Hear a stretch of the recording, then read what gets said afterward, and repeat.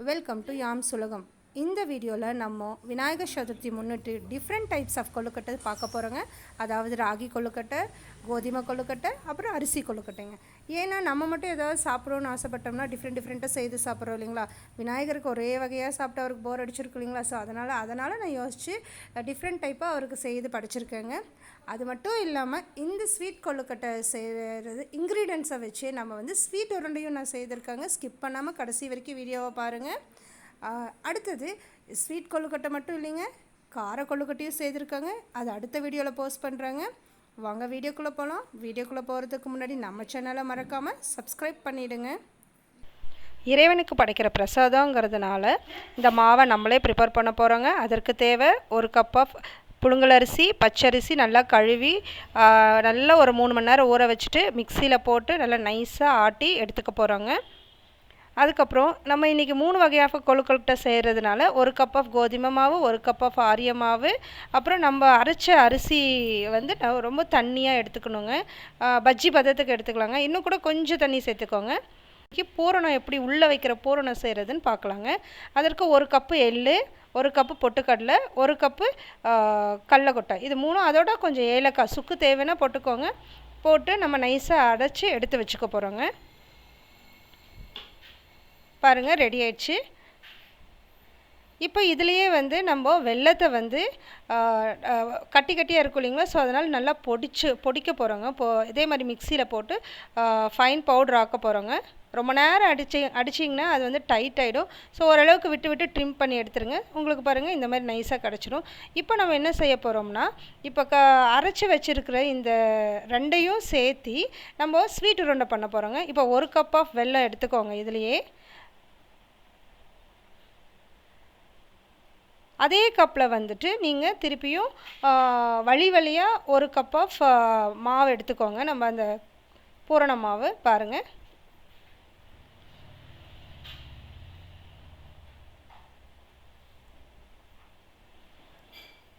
இதை வந்து மிக்சியில் வந்துட்டு ஒரு 2 to 3 மினிட்ஸ் விடாமல் அரைச்சிங்கன்னா உங்களுக்கு அப்படியே டைட்டாக வந்துடுங்க உள்ளே. அந்த மாதிரி நேரத்தில் நீங்கள் எடுத்து கையில் உருண்டை பிடிச்சிங்கன்னா ஈஸியாக உருண்டை ஆகிடுங்க. அவ்வளோ சீக்கிரத்துலேயும் உங்களுக்கு உடையாதுங்க. தேவைப்பட்டால் நீங்கள் ஒரு 2 to 3 ஸ்பூன் நெய் கூட விட்டுக்கலாங்க. நான் எதுவுமே விடல. அந்த எள்ளு கடலக்கொட்டையில் இருக்கிற எண்ணெயே நமக்கு அது இந்த அளவுக்கு டைட் கொடுக்குங்க. உருண்டை ரெடி ஆயிடுச்சுங்க. நம்ம ஒரு பிரசாதம் ஸ்வீட் உருண்டை ரெடி ஆயிடுச்சுங்க.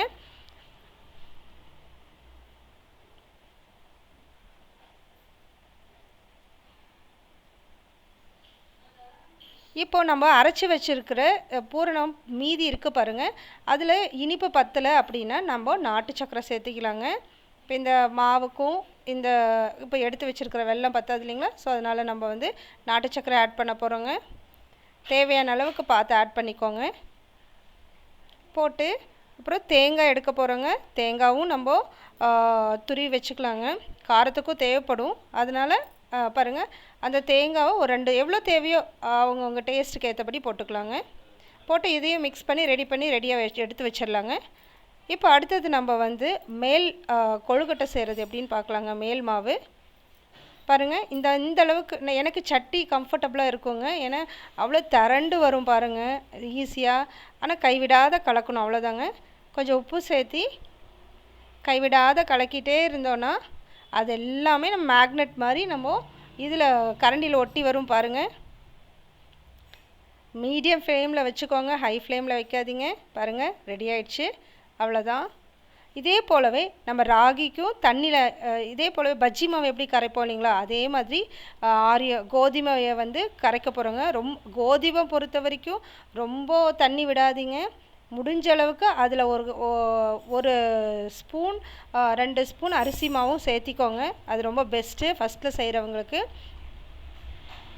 பாருங்கள், அதையும் போட்டு இது கொஞ்சம் கெட்டியாக எடுத்துக்கோங்க. கோதுமை மாவு மட்டும் அதுலேயும் கொஞ்சம் உப்பு சேர்த்தி நல்லா கலரி பாருங்கள். அதுவும் அழுவா மாதிரி திரண்டுருச்சு பாருங்கள். நமக்கு இதுவும் ரெடி ஆயிடுச்சு. மேல் மாவு ரெடி ஆயிடுச்சுங்க. கோதுமை மட்டும்தாங்க நீங்கள் வந்து பக்குவமாக கெட்டியாக கொஞ்சம் மாவு கரைச்சி போட்டு எடுக்கணும். ஆரியத்துலேயும் அரிசிலையும் உங்களுக்கு இந்த ப்ராப்ளம் கிடையாதுங்க. ஆரியம் நீங்கள் நல்லா தண்ணியாகவே கரைச்சிக்கலாங்க. கரைச்சி கிண்டனிங்கன்னா உங்களுக்கு பாருங்கள் கிடச்சிருச்சு. அல்வா மாதிரி கிடச்சிருச்சுங்க. இது ரொம்ப வேகணும்னு அவசியம் இல்லைங்க, இந்த மாதிரி திரண்டு வந்தால் போதுங்க. அதை வச்சு நீங்கள் வந்து கொஞ்சம் கையில் எண்ணெய் தடவி உங்களுக்கு தேவையான ஷேப்ஸில் நீங்கள் செய்து பூரணம் உள்ளே வச்சு நீங்கள் செய்யலாங்க. இன்றைக்கி நான் ஒரு 4 டைப்ஸ் ஆஃப் ஷேப்ஸ் செய்திருக்கேங்க எனக்கு தெரிஞ்ச வரைக்கும். பாருங்கள், கொஞ்சமாக ஒவ்வொரு ஸ்பூன் எண்ணெய் விட்டு அந்த மாவை நல்லா அழுத்தி சப்பாத்தி மாவு பிசைகிற மாதிரி கொஞ்சம் ஆற விட்டு பிசைஞ்சிட்டிங்கன்னா ரொம்ப நல்லா இருக்குங்க. பாருங்கள், கையில் ஒட்டக்கூடாது, இதுதான் பதம் நீங்கள் கரெக்டாக கலரி எடுத்ததுக்கு. அவ்வளோதாங்க. மறக்காதீங்க, கோதுமை மாவில் கண்டிப்பாக நீங்கள் வந்து ஒரு 2 ஸ்பூன் அரிசி மாவாச்சும் போட்டுக்கணுங்க. இல்லை நம்ம அரைச்சோம் இல்லைங்களா அரிசி விழுது வெள்ளை கொழுக்கட்டை செய்கிறதுக்கு, அதையே ஒரு 1/4 கப்பு எடுத்து இதோட மிக்ஸ் பண்ணிக்கோங்க. ஆரியத்துக்கு தேவையில்லைங்க. பாருங்கள், இப்போது ஃபர்ஸ்ட் ஷேப் எப்படி செய்கிறேன்னு.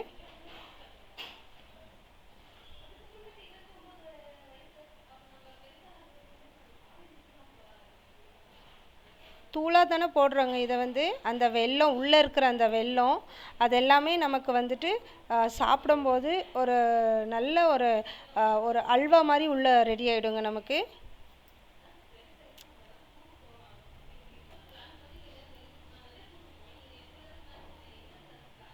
இப்போ 2வது ஷேப் செய்ய போகிறோங்க.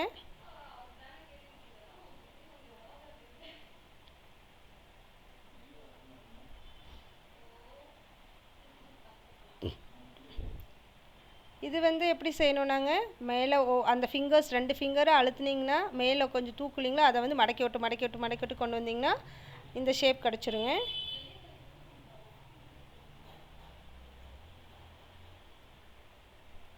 அவ்வளோதாங்க, நம்ம செகண்ட் ஷேப்பு ரெடி ஆயிடுச்சுங்க.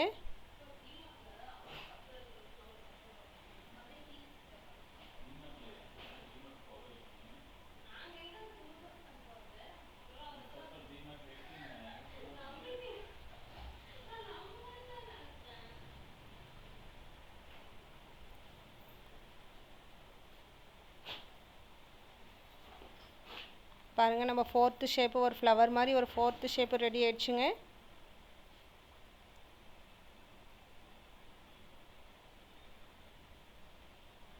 நம்ம லாஸ்ட் ஷேப்புங்க. முன்னே வந்து 3 பெட்டல் இருக்கிற மாதிரி செய்தோம், 4 பெட்டல் இருக்கிற மாதிரி செய்தோம். இப்போ நம்ம இது சாதாரண கொழுக்கட்டை எப்படி செய்வோம் இல்லைங்களா, மேலே கூம்பு வச்ச மாதிரி அதை மாதிரி செய்திருக்கோங்க.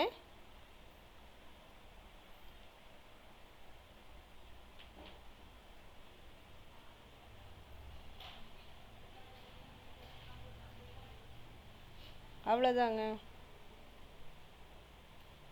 அடுத்த கொழுக்கட்டை உருண்டை கொழுக்கட்டைங்க. ரவுண்டாக ஸ்வீட் ஷேப் இருக்கு இல்லைங்களா, அந்த மாதிரிங்க. அதாவது நீங்கள் கொழுக்கட்டை செய்யும்போது விரிசல் இல்லாமல் பார்த்துக்கோங்க. இன்கேஸ் அது ஓப்பன் ஆச்சுன்னா கூட மாவு வச்சு அட்ஜஸ்ட் பண்ணி விட்டிங்கன்னா தான், இல்லைனா அது ஓப்பன் ஆச்சுன்னா வெந்த பிறகு இன்னும் அதிகமாக ஓப்பன் ஆக வாய்ப்பு இருக்குங்க.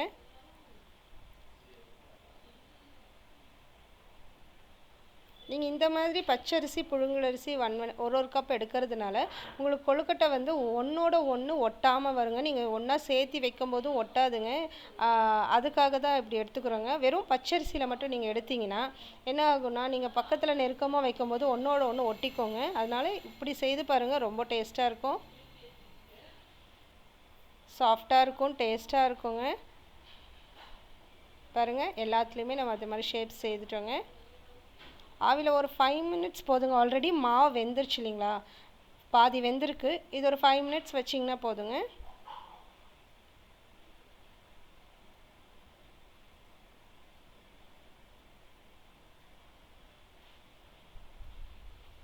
பாருங்கள், ஆல்மோஸ்ட் சூப்பராக பாருங்கள், கண்ணாடி மாதிரி ஜொலிக்குதுங்க. அப்போவே உங்களுக்கு அடையாளம் என்னென்னா நம்ம கொழுக்கட்டை ரெடி ஆகிடுச்சு. பாருங்கள், நீங்கள் அப்படியே சேர்த்து கொட்டலாம், ஒன்றோட ஒன்று ஒட்டாது, பிசுப்பு இருக்காது.